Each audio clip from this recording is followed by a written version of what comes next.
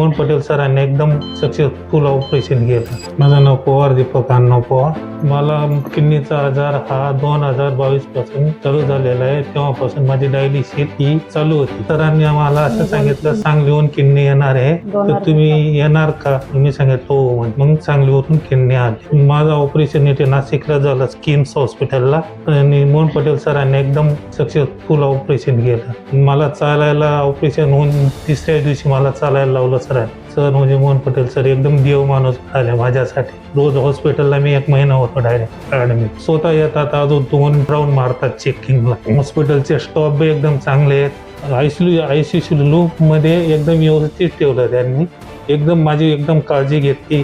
Sir ते दोन्ही sir येत होते, मोहन पटेल सर पण येत होते, देवदत्त सर पण येत होते. एकदम मस्त.